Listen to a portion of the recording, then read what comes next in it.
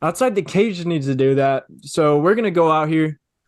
We're gonna predict the top 5 pound for pound fighters in 2028. 5 years from now.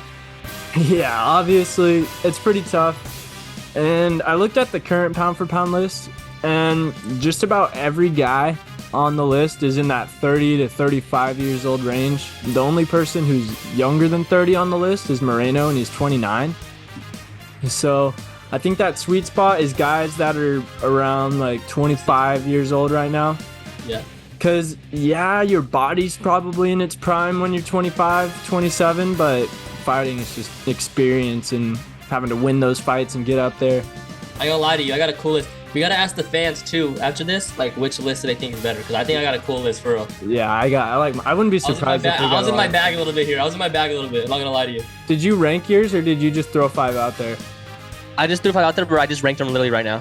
Yeah, I haven't ranked mine yet, but I got freaking 8 on my list that I'm hyped about. Oh, here we go. See, it's not that you can't do 8.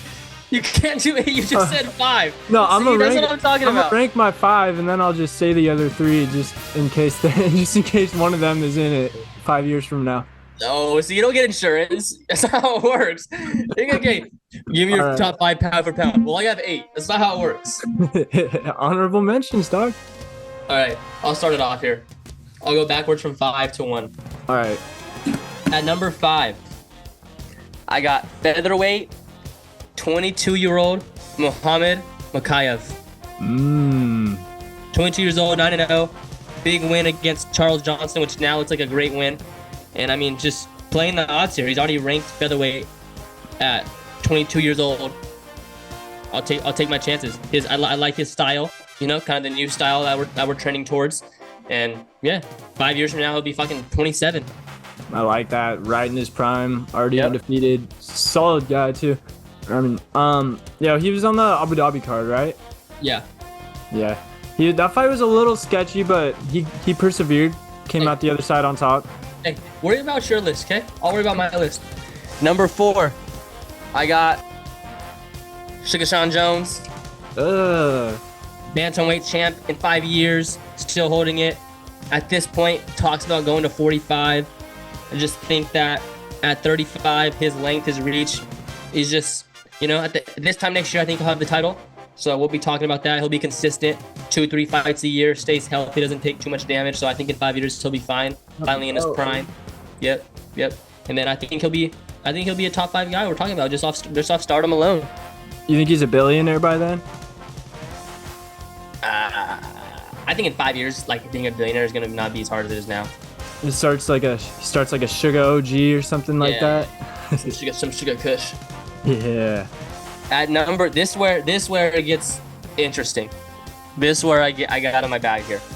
At number 3, I got welterweight Shavkat Rakhmonov. Ooh.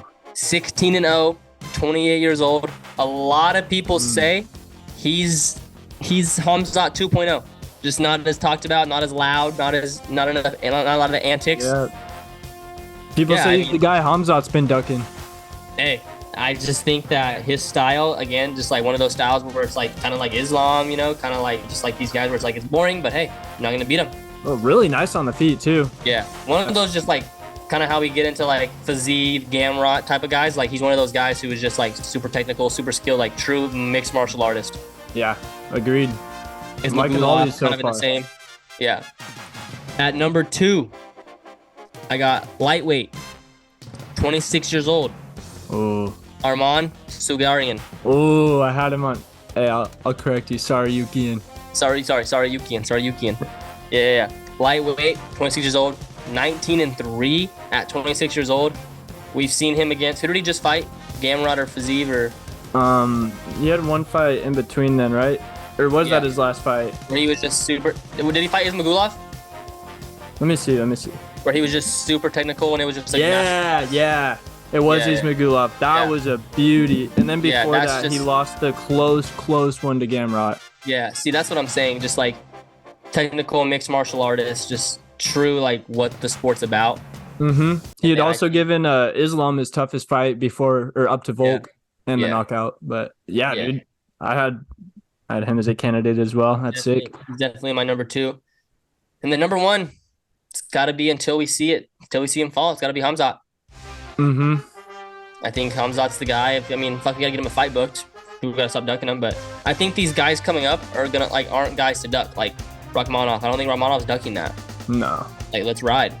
Yeah, I agree, dude. Even Is Hamzat? So, question though, if I tell you 5 years from now, Hamzat's number one pound for pound, is it at 70 or 85? has to be 85 in my opinion. I'm like super far on that side of the fence that Hamzat has to move up.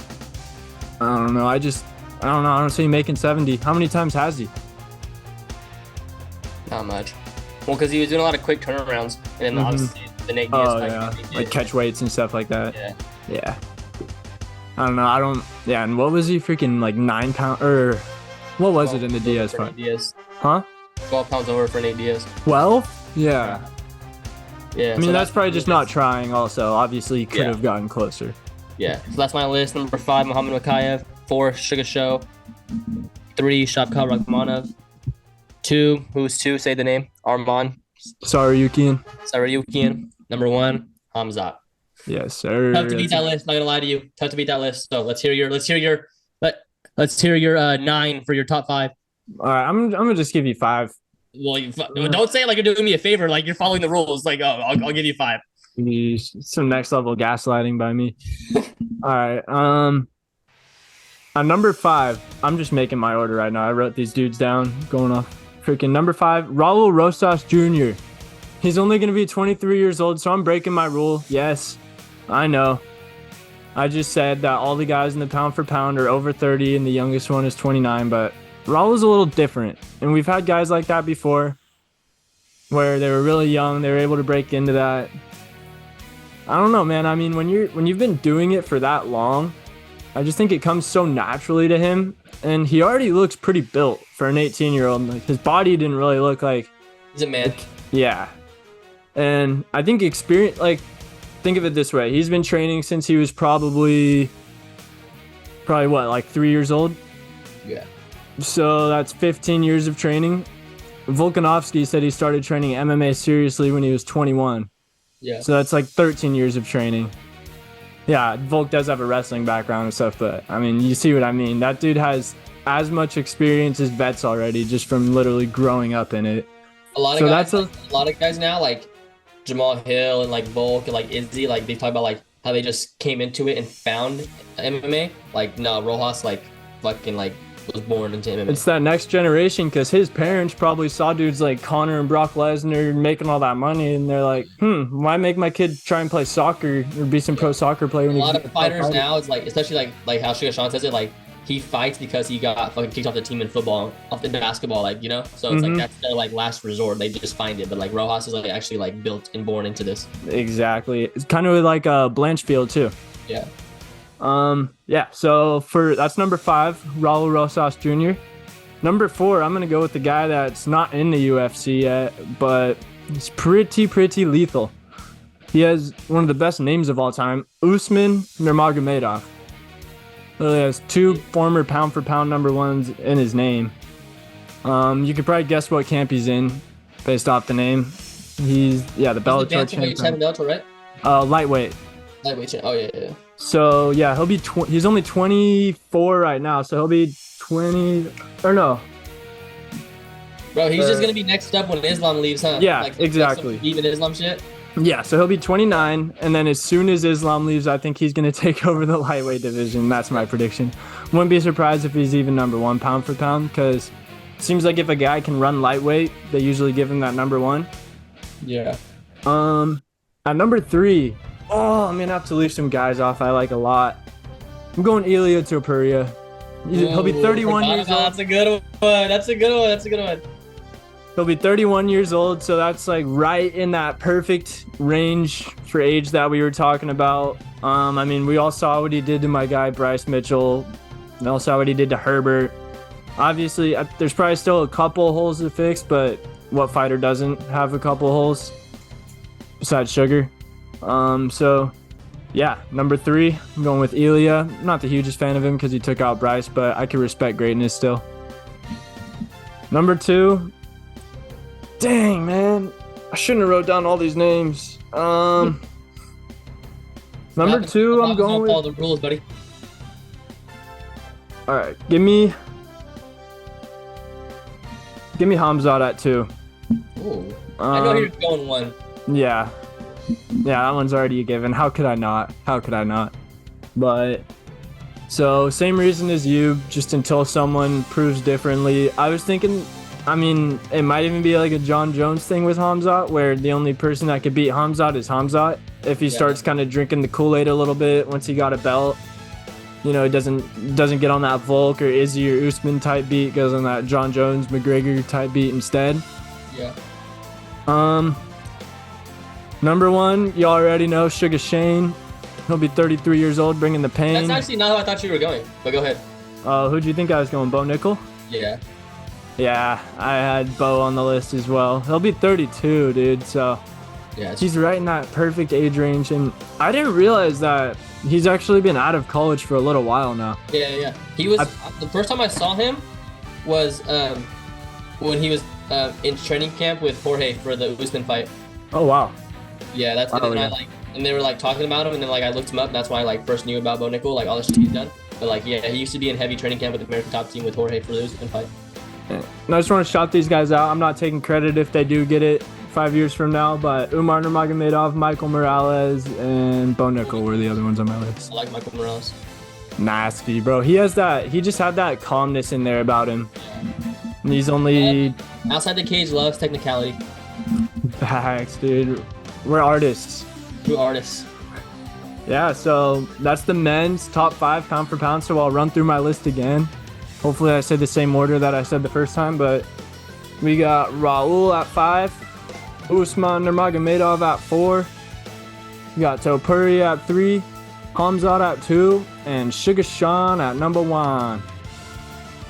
And now, on to the women's side of things. We're only going to do top 3 for this one because we're not trying to be dickheads, but I don't know. There's only 3 that... Who put this in the script? Let me see. At number 3, I got... No, I really do have 3 though. Like, it was kind of like, I really studied this. I'm not just like being a dick. I really studied it, but it's just like, you know, whatever. At number 3, I got Talia Santos. I think she's like 28 right now. So yeah, she'll still be an age. Yeah. Especially girls. Girls can go a little longer. At number 2, I got my girl, my favorite women's fighter, Yasmin Howergy. We need to find an announcement for her. When we discovered her, when she's number 1 pound for pound in a couple years, we'll be like, bro, we discovered her. Facts. We discovered her in San Diego. Straight up, we found her before the UFC really did. Facts. UFC had her on the roster, but they hadn't discovered her yet. Yeah. And then number 1, I got Erin Blanchfield, just obvious, youngest, most dominant right now for her age. So, yeah, that's my 3. Who's your 3? Yeah, so our lists are pretty similar. We didn't even talk about this before, but my 3rd one's my girl Killer Miller. Oh. Yeah, I don't see her on that same skill level as I do Yasmin or Erin. Yeah. But I think she has a lot of heart and grit, trains really hard, good on the mic. And especially in that women's division, if you're entertaining and you're a big name, you're going to get more high level fights. So, yeah, I like Killer Miller to win a belt at some point, be 3rd in that women's pound for pound rankings. I think number 2 will be Yasmin. Number 1 will be Blanchfield, as you said. I think they'll be kind of like the Amanda and Valentina, just way ahead of everyone else. Yeah. And then the rest of the ladies will kind of be jostling for that number 3 spot, which I think Killer Miller will be able to come out on top of. Yeah. I like that. Hopefully outside the cage, we're in a studio at this time. We'll be looking at this list. Sugar Sean will be a guest that day. I'm trying to be in San Diego, man. San Diego? Studio in San Diego for sure. You know, that would be fire. I feel like Vegas though, like for work, Vegas would be the. I wouldn't be able to live in Vegas. It would be hard. Yeah. It wouldn't be enjoyable either because like you're just in the desert, middle of nowhere. Yeah, literally if you're not gambling there, what are you doing? Crime. Hey, one thing I was gonna ask you, bro. What's up with your